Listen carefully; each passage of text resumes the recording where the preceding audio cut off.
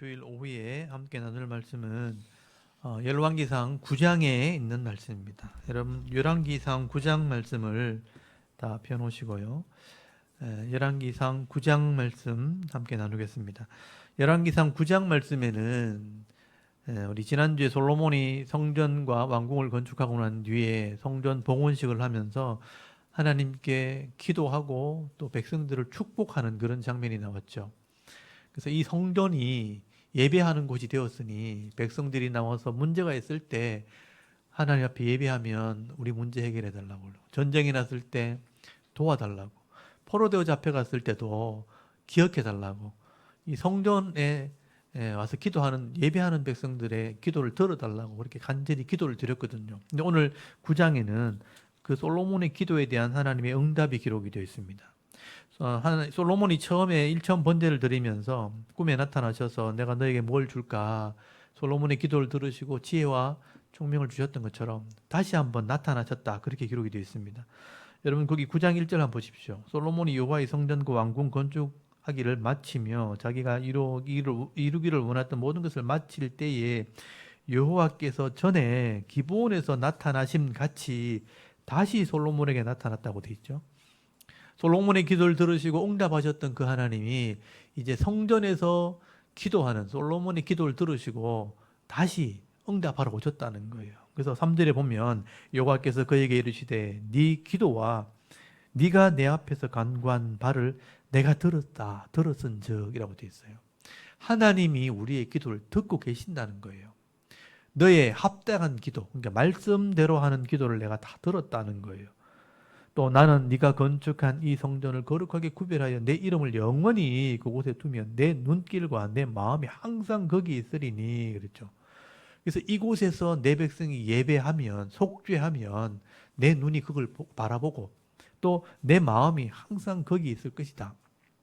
여러분 이 성전이 나중에 예수 그리스도의 십자가가 되고 이 십자가를 믿고 예배하는 예배 공동체 교회가 됩니다. 그 교회가 예배할 때 하나님이 거기에 눈을 두시고 마음을 두신다는 거예요. 그러니까 예배자들의 마음을 살피시고 그 기도를 들으시고 하나님이 합당한 자들에게 응답하시겠다고 말씀하신 거예요. 그래서 4절에 보면요, 네가 만일 네 하나님 네 아버지 다윗이 행함 같이 마음을 온전히 하고 또 바르게 하여 내 앞에 행하며 내가 네게 명령한 대로 온갖 일에 순종하여 내 법도와 율례를 지키면 네 왕위를 지켜주겠다, 그렇게 말씀하십니다. 그러니까 조건이 뭐냐면 하나님과 계약, 약속이 되어 있기 때문에 내 율례와 법도를 지켜야 된다는 거예요. 이게 하나님의 약속이고 하나님의 방법입니다. 그냥 놔두면 우리 인간이 욕심대로 살아가는 거예요. 우리가 정치하시는 분들 이래 보면 알잖아요. 백성의 마음을 얻기 위해서 막 악수하고 뭐 열심히 하겠다고 절을 하고 막 이랬다가 권력을 딱 잡으면 그때부터 이제 성 안에 갇힌 사람처럼 자기의 힘과 권력을 빼앗기지 않으려고 견제하는 사람들을 막 잘라내고 막 이러잖아요. 그리고 백성들이 잘못됐다고 막 지적하면 감히 이러면서 막 자기 권력을 막 휘두르고 이렇게 하잖아요. 그러니까 권세를 잡고 힘을 가지면 누구나 다 욕심이 생기거든요.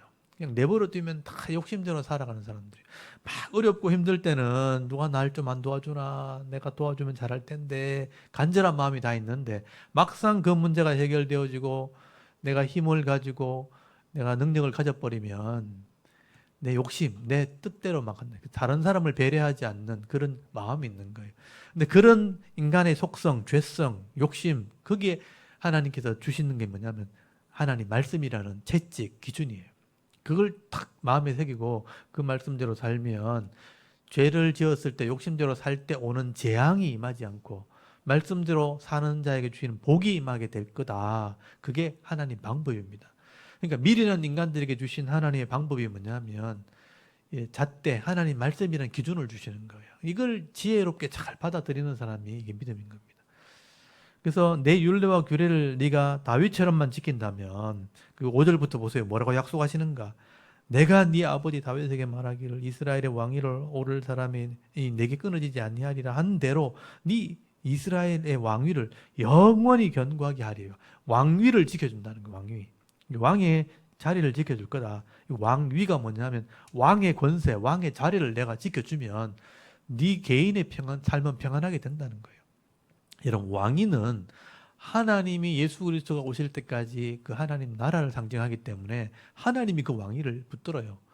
근데 그 시대마다 쓰임 받는 사람은 다르죠. 그러니까 그걸 잘 순종하면 그 안에 복을 받는데, 이 왕이 하나님 지켜주시는 왕위 안에서 교만하고 악을 행하면요, 재앙과 고통을 당하는 겁니다. 그래서 네가 이 왕위를 내가 지켜줄 테니까 말씀대로만 순종하면 네 생애 동안 복이 임한다. 6절 보십시오. 만일 너희나 너희 자손이 아주 돌아서서 나를 따르지 아니하며 내가 너희 앞에 둔 나의 계명과 법도를 지키지 아니하고 거기서 다른 신을 섬겨 그것을 경배하면, 만약에 내 규례와 법도를 지키지 않고 버려버리고 아주 나를 돌아서서 떠나버리고 계명과 법도를 지키지 않는다면, 그리고 내가 아닌 다른 신에게 예배하고 경배한다면, 여기 7절, 내가 이스라엘을 내가 그들에게 준 땅에서 끊어버리겠다. 끊어버린다는 거예요. 내 이름을 위하여 내가 거룩하게 한 구별한 이 성전이라도 내 앞에서 던져버리리니 이스라엘은 모든 민족 가운데 속담거리와 이야기거리가 될 것이며. 그래서 하나님의 성전도 아름답게 지었지만 솔로몬이, 너희들이 나를 예배하지 않으면, 경배하지 않으면 이 성전도 아무 의미 없다는 거예요. 그 아름다운 성전도 던져버리겠다. 그래서 여러분, 나중에 열왕기상 제일 마지막 장, 열왕기 하서 마지막 장, 역대 하서 제일 마지막 장에 보면 솔로몬의 성전이 회파되고 다 약탈되었다라고 기록되어 있습니다. 결국 이스라엘 백성들이 하나님을 예배하지 않았어요. 우상을 섬기고 악을 행하게 될 때 이 성전은 무너집니다. 약탈되어 지금은 존재하지 않는 성전이죠. 그래서 그렇게 아름답고 화려하게, 아마 역사상 제일 아름답고 화려하게 이 성전을 지었지만 솔로몬의 성전은 존재하지 않습니다. 이 말씀대로 불순종하다가 다 약탈을 당하게 됩니다. 그래서 너희들이 나를 예배한다면 이 땅에서 복을 주겠지만 예배하지 않는다면 결국 성전도 던져버린다. 오늘도 마찬가지죠. 교회의 아름다운 건물이 중요한 게 아니고 그 안에 있는 성도의 삶이 중요한 거예요. 믿음이 중요하고 예배가 중요한 겁니다. 예배하면 이 성전을 하나님 더 번창케 하실 거죠. 이 예배당을 더 번창케 하시겠죠. 또 하나님 복을 주신다고 말씀하는 거죠. 그렇지만 너희들이 하나님 말씀을 어기고 다른 신을 섬긴다면 성전도 무너지고 너희는 이방 사람들에게 조롱거리가 된다. 속담거리가 된다는 거죠. 거기서 거기 8절 보면요, 지나가는 사람들이, 아니 이 사람들은 하나님 백성인데 무슨 까닭으로 이렇게 망했는가 하는 말을 듣게 된다는 거예요.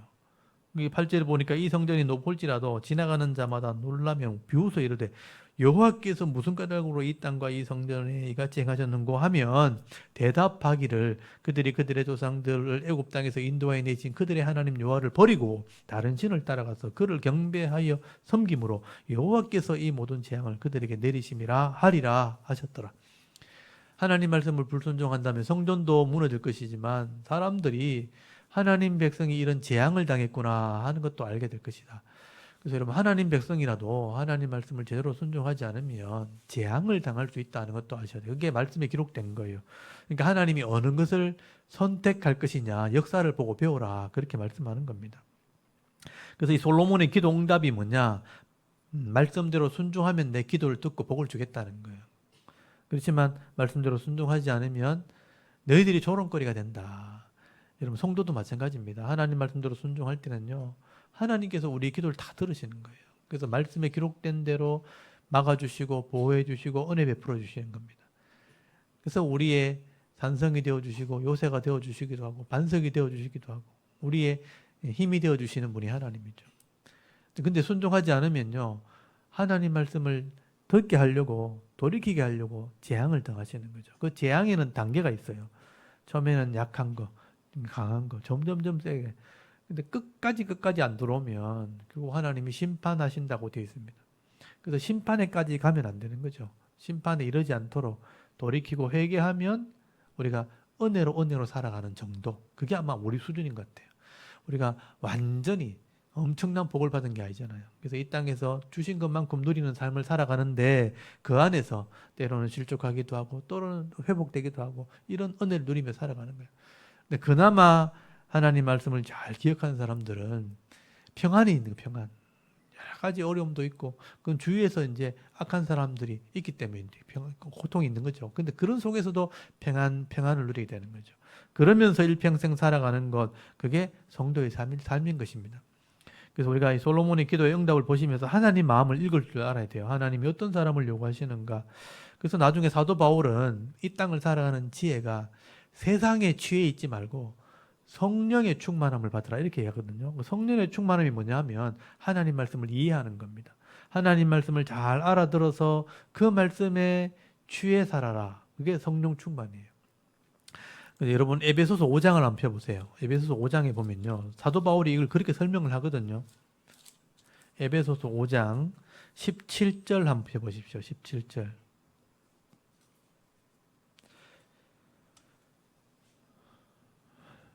에베소서 5장 17절 18절 한번 읽어볼까요? 17절 18절 우리 같이 한번 읽어보겠습니다. 시작. 그러므로 어리석은 자가 되지 말고 오직 주의 뜻이 무엇인가 이해하라. 술 취하지 말라. 이는 방탕한 것이니 오직 성령으로 충만함을 받으라. 아멘. 여기 보면 어리석은 자가 되지 말라고 돼 있잖아요. 이 어리석은 자가 뭐냐 하면 세상에 취해가는 사람, 그걸 술 취한 것으로 비유했잖아요. 술을 많이 마셔보면 처음에는 알딸딸하게 기분이 좀 좋아진단 말이에요. 근데 자꾸 먹으면 나중에 이제 헷갈리기 시작, 정신이 막 오락가락하고 걸음도 못 걸고 나중에는 막 길바닥에 자빠져 자기도 하고 막 이렇게 한단 말이에요. 예전에 우리 술 취한 사람 진짜 많이 봤거든요. 우리 동네가 다 그런 동네, 뭐 열심히 노동을 하는 사람들이 많았기 때문에 힘들게 일하고 와서 이제 그걸 이제 달래보려고 대포집이라 그래요. 대포집에 가서 막걸리 한 잔 한다는데 그 막걸리가 지나쳐가지고 막 술 막 엄청 먹으면 나오다 꼬꾸라지고 막 이렇게 집에 가지도 못해. 그냥 막 동네 애들 불러가지고 엄마 불렀나, 뭐 애들 불렀나 막 질질 끌고 간단 말이에요. 그러니까 술이 취하면 이성을 잃어버리고 판단력을 잃어버리니까 아무것도 못해. 막 욕을 하기도 하고 막 대들기도 하고 싸우기도 하고. 그러니까 내 이성을 잃어버릴 정도로 세상에 취해가는 것, 그거를 술 취하는 것으로 비유한 거예요. 근데 이거 반대로 얘기하면 내 이성이 아닌, 욕심이 아닌 하나님 말씀이 나를 지배해서 가는 삶을 살면 말씀의 복을 받게 된다. 이런 의미거든요. 근데 그 전에 분명히 하나님의 뜻이 무엇인가 이해하라. 이게 중요한 거예요. 하나님의 뜻을 따라 이해하는 것이 지혜롭고 또 똑똑한 삶인데 그게 성령의 충만합니다 라고 설명한 겁니다. 그러면 거기 나오잖아요. 시와 찬송과 신령한 노래가 나오는 거예요. 시와 찬송과 신령한 노래를 부르면서 서로 화답하고 또 너희의 마음으로 주를 노래하고 또 찬송하며. 그러니까 시와 찬송과 신령한 노래로 서로 영적인 노래를 하는데 내 이성, 내 마음도 주를 노래하고 찬송해야 된다.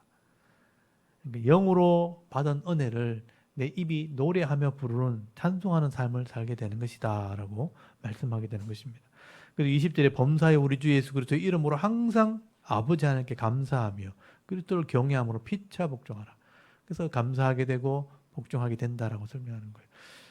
그러니까 여러분 하나님 말씀대로 살아가는 것이 사실은 지혜로운 겁니다. 그게 똑똑한 거예요. 그래서 모든 사람과 관계를 맺게 되어지고 어디 가도 칭찬 듣게 되어 있는 거예요. 왜냐하면 존중 여기니까. 하나님을 경외하고 겸손하고 사람들에게 나보다 낮게 여기면서 존중 여겨주니까 다 좋아하는 거예요. 그게 말씀대로 사는 삶이라는 거죠. 그게 지혜로운 거예요. 그래야 복을 받게 되는 겁니다. 근데 하나님 말씀대로 살지 않고 내 욕심대로 살려고 하면 내 마음대로 안 되니까 화가 차 있으니까 늘 사람들 무시하고 대적하고 욕하고 비난하고 돌아서면 저 사람 비판하고 뭐 이렇게 하니까 그걸 들은 사람들 입장에서는 기분 나쁘니까 가까이 하지 않는. 그러니까 가까이 하지 않으니까 처음 얼굴을 볼 때는 잘하는 척하면서 뒤에는 모른 척하니까 이게 쌓이고 쌓이면요 나중에 적이 되면 적이. 그러니까 가까이 있는 것 같은데 다 마음이 안 편합니다. 그게 불순종할 때 나타나는 현상들이에요. 그러니까 그게 어리석다는 겁니다. 이왕에 이 땅에 살아가면서 사람들 다 만나고 살아가는데 말씀대로 순종하는 것이 지혜롭고 순종하시는 것이 하지 않는 것이 어리석다. 그 말씀대로 순종하지 않는 것은 술 취한 것처럼 세상에 취해서 하는 것이고 말씀대로 순종하는 것은 성령에 취해서 하는 거다. 그게 충만한 삶이다라고 설명을 하고 있는 것입니다. 그래야 복을 받게 되는 거죠. 그래서 솔로몬이 그렇게 기도할 때 하나님이 지혜롭게 좀 살아라. 그러면 내가 복을 줄 것이다 라고 응답했다는 거예요. 오늘날도 마찬가지입니다. 예배를 통해서 하나님 예배자의 마음을 눈을 두고 마음을 두면서 보고 계시는데 누가 겸손하게 회개하고 엎드리는가, 누가 말씀대로 살려고 애를 쓰는가를 보시는 거예요. 그래서 회개하고 엎드리면 하나님이 성령으로 그를 도우시고 깨닫게 하시고 또 바로잡아 주시니까 그나마 바로 살아가게 되니까 이 땅이 평안하게 되는 거예요. 남들 다 힘들다 그래도요, 속에 행복함이 있는 거예요. 나는 괜찮은데 이런 마음이 있는 거예요. 그래서 살아갈 만하다라고 말하는 겁니다. 그래서 여러분 이왕이면 솔로몬이 기도했던 것처럼 예배자에게 마음을 주시는 그 하나님을 생각하시면서 말씀대로 순종하는. 그래서 오늘 9장 4절이 핵심이죠. 다윗이 했던 것처럼 내가 네게 명령한 대로 온갖 일에 순종하여 법도와 내 법도와 율례를 지키면, 내 법도와 율례를 지키려면 알아야 되는 거예요. 하나님 뭘 하라고 했는지. 그래서 하나님 경외하는 삶, 이웃을 경외하는 사람 잘 배우셔서 이 말씀대로 순종할 때 복을 받는 행복한 그리스도인의 삶을 살아가는 그런 은혜가 있기를 바랍니다. 제가 수없이 얘기를 할 수밖에 없어요. 왜냐하면 그렇게 안 하니까, 또 잘 모르니까. 똑같은 얘기 같지만 왜냐하면 이걸 계속 해야 돼요. 여러분 겨울에 우리 옛날 포스트 만들 때 불이 하도 많이 나니까 불조심 포스트를 만들면 불조심, 자나 깨나 불조심. 이 불조심은 아무리 강조해도 지나치지 않습니다. 이런 포스트 만들었잖아요. 기억나십니까? 왜냐하면 불 나면 끝나버리니까 다 날아가 버리니까 불조심은 아무리 강조해도 지나치지 않습니다. 그것처럼 하나님 말씀 순종해서 복 받는다는 것은 아무리 강조해도 지나치지 않습니다. 왜냐하면 자꾸 잊어버리니까. 자꾸 우리가 못하게 되니까. 그래서 제가 수없이 끊임없이 제가 아마 계속 얘기할 겁니다. 제가 아마 죽는 날까지 얘기할 거예요. 그리고 오늘 본문에 보시면요, 9장 10절 이하에는 솔로몬이 건축을 끝내고 난 뒤에 그 값을 지불하는 장면이 나와요. 근데 이제 히람이 성전을 건축하고 왕궁을 건축해주고 기술자를 보내주고 했기 때문에 그 값을 지불하게 되는데, 이 히람이 좀 못마땅했다는 그런 내용이 나옵니다. 10절에 보니까 솔로몬이 두 집 곧 여호와의 성전과 왕궁을 20년 만에 건축하기를 마치고 갈릴리 땅의 성읍 20곳을 히람에게 주었으니, 그러니까 이 성전 지은 값을 갈릴리 지역에 있는 성읍 20개를 준 거예요. 히람에게 주었으니 이는 두로왕 히람이 솔로몬에게 온갖 소원대로 백향목과 잣나무와 금을 제공하였습니다. 히람이 두로에서 와서 솔로몬이 자기에 준 성읍을 보고 눈에 들지 아니하였다고 돼 있죠. 그래서 값으로 이제 이 땅을 주었는데 히람이 볼 때는 눈에 들지 않았다. 그래서 13절에 이르기를 내 형제여, 솔로몬에게 하는 말이죠. 내게 준 이 성읍이 이러한가 하고 이름하여 가불 땅이라 하였더니 그 이름이 오늘까지 이렇다. 이 가불이란 말이요, 참 재밌는 말인데 우리나라 그냥 일반적인 말로 가불하면 돈 미리 받는 거잖아요. 근데 이 가불이, 히브리 말이 가불이 뭐냐면 쓸데없는 땅 이런 뜻이에요. 아무 유익이 없는 땅, 황폐한 땅 이런 뜻이에요. 그러니까 이 두로왕 히람이, 제가 이 가불 땅이 어딘지 제가 보여드릴게요. 가불 땅이 어디냐면 그 지도를 제가 좀 보여주시면, 이거는 성도들이 잘 모르는 내용이거든요. 그러니까 좀 보여드릴게요. 제가 그 솔로몬이라는 그 PPT 제일 마지막 장에 보면 그 제가 지도를 하나 넣어드렸는데 한번 보여드릴게요.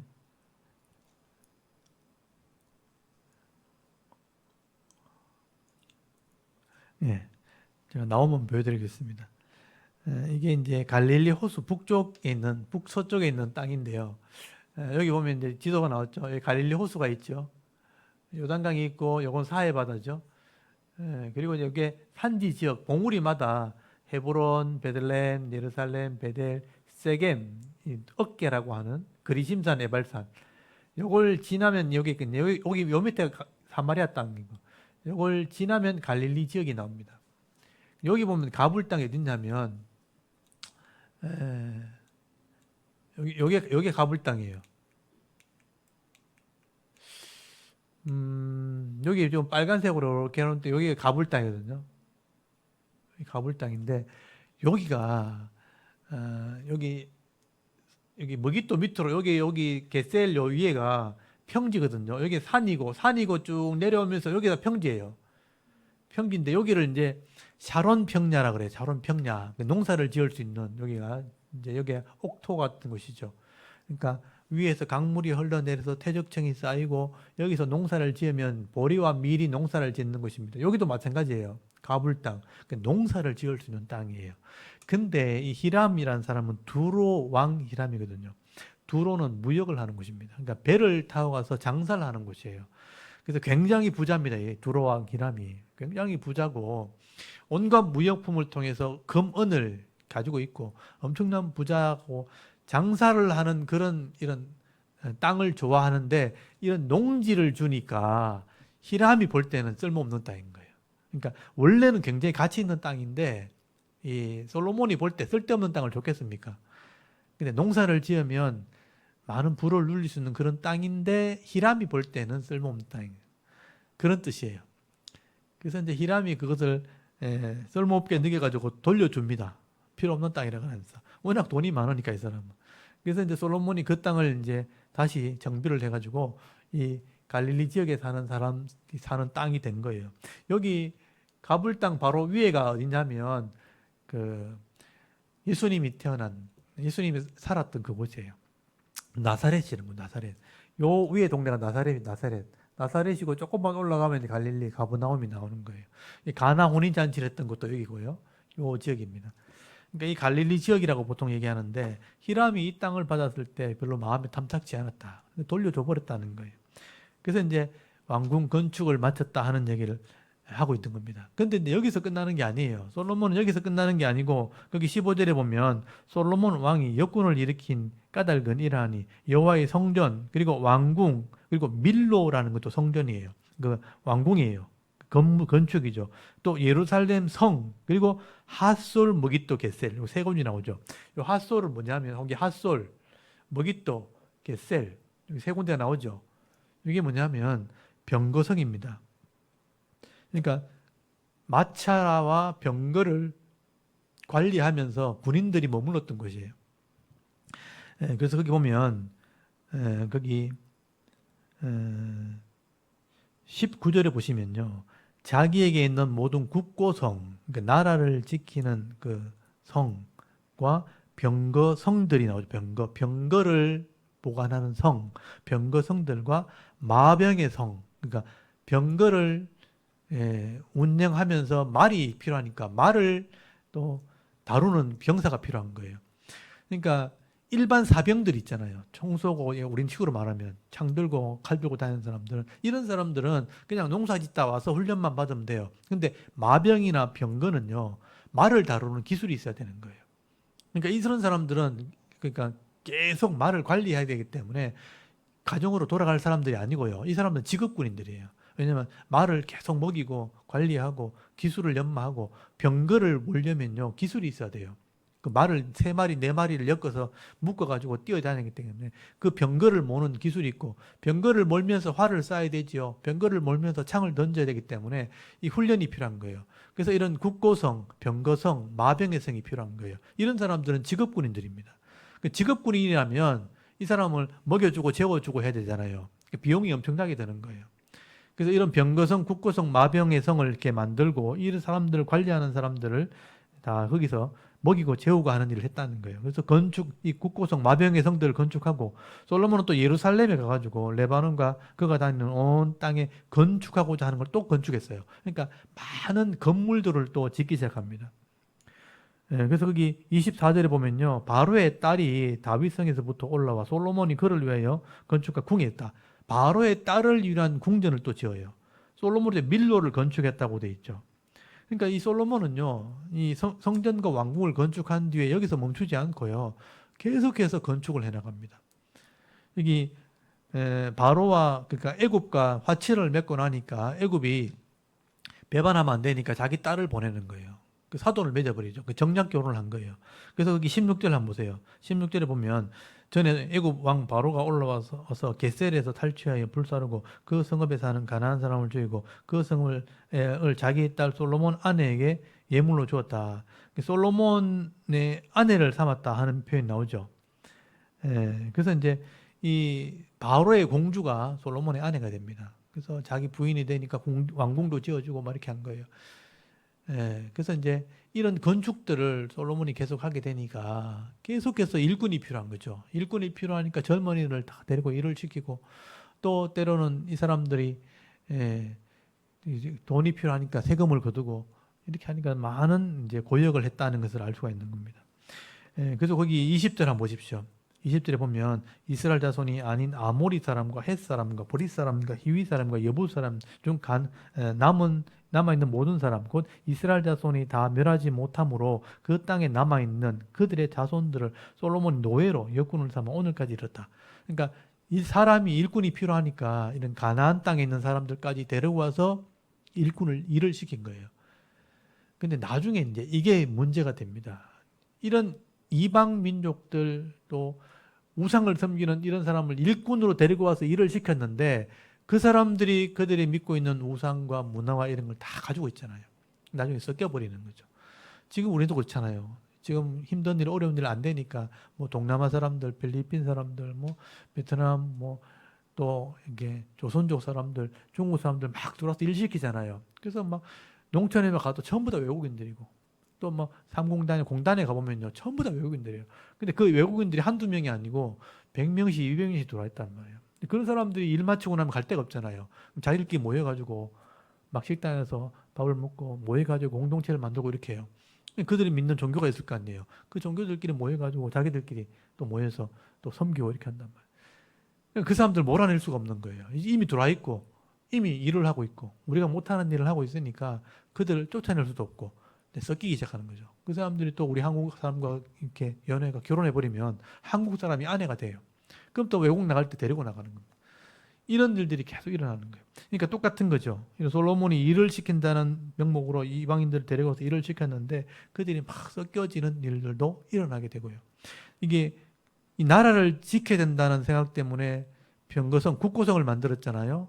이게 북쪽에는 하솔, 중앙에는 머깃도, 남쪽에는 게셀, 이게 적군들이 쳐놓은 곳을 막기 위해서 병거성을 거기다 만들었는데 병거성을 만들게 되니까 말이 필요하죠. 애굽에서 말 사옵니다. 나중에 뒤에 나옵니다. 엄청난 돈을 들여서 병거를 사옵니다. 요즘 말로 하면 탱크를 사온 거예요. 탱크를 사오고 우리 K9 우리나라의 장갑차 K9이 탱크거든요. 우리나라 너무 잘 만들어가지고 뭐 유럽에 팔아먹고 이렇게 하잖아요. 똑같은 거예요. 탱크를 막 사오는 거예요. 그걸 가지고 또 다른 데 값싸게 팔아먹기도 하고 막 이렇게 하는 거예요.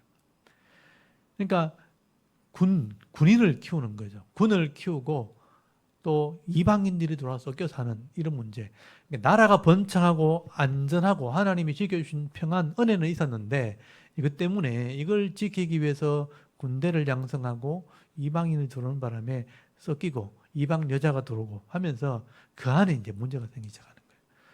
솔로몬이 하나님께 예배하고 기도하고 신앙적인 삶을 살았지만 그 안에 문제점을 가지고 있었다는 거예요. 이게 하나의 문제가 됩니다. 나중에 솔로몬이 이것 때문에 결국 무너지는 일들이 벌어지게 되는 거예요. 그게 9장 25절 보세요. 9장 20 솔로몬이 여호와를 위하여 쌓은 제단에서 해마다 3번씩 번제와 감사의 제물을 드리고 여호와 앞에 있는 제단에 분향하니라 이에 성전 짓는 일을 마치니라 이렇게 돼 있죠. 그러니까 예배를 드렸어요. 1년에 3번씩 하면 절기를 지켰다는 거예요. 6월절이나 맥추절이나 초막절 절기를 지키고 또 하나님께 예배도 하고 분향한 기도했다는 의미가 되는 거예요. 그렇게 했는데도 나중에 이제 문제가 생깁니다. 그리고 26절에는요, 솔로몬이 에돔 땅 홍해 물가에 엘론 근처 에시온 게벨에서 배를 만들어 가지고 무역을 합니다. 27절 히람이 자기 종 곧 바다에 익숙한 사람 사공들을 솔로몬의 종과 함께 그 배로 보냈다. 히람이 무역에 능한 사람이니까 그 무역을 하는 배를 만드는 또 배를 조종하는 일꾼들을 보내준 거예요. 그러니까 여기 에시온 게벨이 어딘가 하면 홍해입니다. 홍해까지 가가지고 거기서 배를 타고 어디까지 갔냐면 거기 28절에 보시면 오빌에 갔다. 오빌에 있는 금을 실어 와가지고 거래하는 일을 하게 됩니다. 금을 사고 팔고 하는 일을 하게 되죠. 오빌에 이르러 거기서 금 420달란트를 얻고 솔로몬 왕이 가졌다. 거기가 이제 10장 1절에 나오는 스바 여왕이 다스리는 땅이에요. 그러니까 오빌 지역에 가가지고 금이 유명하니까 금을 사고 팔고 한 게 무역을 한 거예요. 그러니까 그 동네 사람한테 허락도 안 받고 무역을 하다가 솔로몬이 이제 밉상을 받은 거죠. 그래서 스바용이 쫓아온 거예요. 아니, 어린 솔로몬의 다윗의 아들이니까 어린 왕이 주위의 나라 왕의 허락도 없이 감히 무역을 해 이러면서 막 찾아온 거예요. 그렇게 하다가 이제 하나님이 지혜를 주셨다는 것을 스바용 왕이 알게 되는 그 사건이 10장에 벌어진 겁니다. 솔로몬은 이렇게 번창하게 됐어요. 잘 됐어요. 그래서 나라를 다스리고 건축도 하고 진짜 잘 됐죠. 근데 그 속에 문제가 있었다는 거예요. 그러니까 하나님이 지켜주시는 은혜를 기대하면서 하나님께 의지했어야 되는데 군대를 양성하게 되고 나중에 다른 사람에게 하나님이 지켜주시는 평안을 믿었어야 되는데 다른 나라와 평화를 위해서 이방 여자들을 데리고 들어오기 시작하는 거예요. 그것 때문에 우상이 생기게 됩니다. 그리고 이방의 일꾼들이 일꾼으로 들어오면서 나중에 문화적으로 또 종교적으로 문제가 생기게 됩니다. 그런 문제가 생기는 부분들이 이제 12장에서부터 나오는데 그때 가면 제가 또 말씀을 드릴게요. 그래서 솔로몬의 우리 잘된 면만 보기 때문에 솔로몬이 실수했던 부분들은 잘 보지 못하게 되는데요. 이런 것도 우리가 잘 아셔야 됩니다. 우리는 지금 평범한 사람이니까 열심히 살고 우리 지금 생활 유지하고 또 우리가 하루하루 견디는 것 이것 때문에 열심히 살아가지만 사실은 부자가 되면요. 먹고 사는 것 때문에 걱정하지 않잖아요. 어떻게 이걸 불릴까? 그래서 부자가 되어본 사람은 알 거예요. 이 내가 가진 돈을 더 크게 불리려고 막 이렇게 뭘 건축하기도 하고 짓기도 하고 장사를 하기도 이렇게 한단 말이에요. 그래 하다가 이제 문제가 생기기 시작하는 거예요. 막 이렇게 돈을 더 크게 불리려고 다른 사람하고 동업을 한다든지 더 크게 불리려고 투자를 했는데 그게 하나님이 기뻐하지 않는 것일 때 나중에 문제가 생깁니다. 이렇게 해서 또 잃어버리기도 하고 실족하기도 하고 이런 문제가 생기는 거예요. 우리는 지금 열심히 살아가지만 혹시나 부자가 되거든요. 잘 살게 되면 솔로몬의 이 삶이 교훈이 돼야 됩니다. 모든 것이 잘 되었을 때 내가 다른 것을 쉽게 허용해버리면 결국은 그것이 문제를 일으킬 수 있다 하는 것도 여러분 지혜로 잘 배우셔야 됩니다. 그래서 솔로몬에게 하나님 주신 은혜와 또 솔로몬이 하셨던 기도의 응답을 잘 보시고 여러분의 기도 제목을 삼으시고 또 여러분이 솔로몬이 실수했던 것은 실수하지 않도록 지혜를 얻을 수 있는 그런 은혜가 있기를 바랍니다. 오늘 이제 열왕기상 9장 한 장 말씀을 우리 낭독하고 함께 기도했으면 좋겠습니다. 열왕기상 9장을 우리 낭독하겠습니다.